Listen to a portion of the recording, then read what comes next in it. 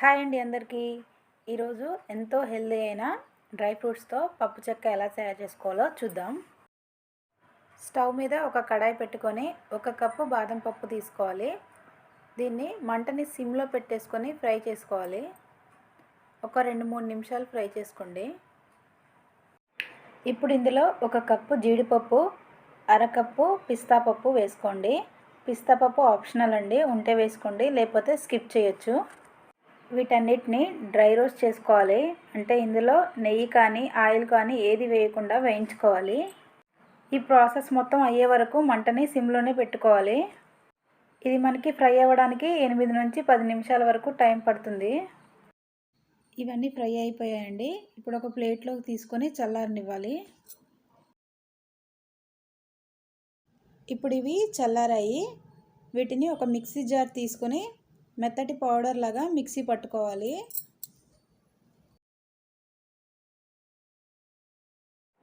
మనకి ఇప్పుడు dry fruits powder ready అయిపోయింది.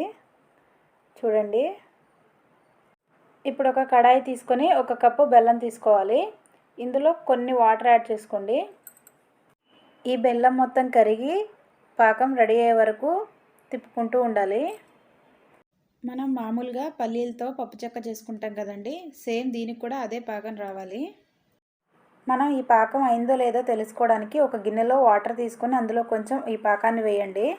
అప్పుడు ఈ పాకం అనేది రాయిలాగా గట్టిగా అవ్వాలి. అప్పుడు మనకి ఈ పాకం రెడీ అయినట్టు. పాకం రెడీ అయ్యాక ఇప్పుడు మనం తయారు చేసుకున్న ఈ డ్రై ఫ్రూట్స్ పౌడర్ని వేసుకొని కలుపుకోవాలి. ఇప్పుడు ఇందులో కొంచెం నెయ్యి వేసుకొని కలుపుకోండి. పిల్లలైతే వీటిని చాలా ఇష్టంగా తింటారండి. కొంతమంది పిల్లలు డ్రై ఫ్రూట్స్ తినరు కదా, వాళ్ళకి ఇలా చేసి పెట్టండి, చాలా ఇష్టంగా తింటారు. ఇప్పుడు ఇంకొక ప్లేట్ తీసుకొని దానికి నెయ్యి అప్లై చేసుకొని మనం తయారు చేసుకున్న ఈ పప్పు చెక్క మిశ్రమాన్ని ఇందులో వేయాలి. ఇప్పుడు దీన్ని మొత్తాన్ని ఇలా నొక్కుకోవాలి. మీకు ఇలా రాదు అనుకుంటే ఇలా గిన్నె తీసుకొని నొక్కుకోండి.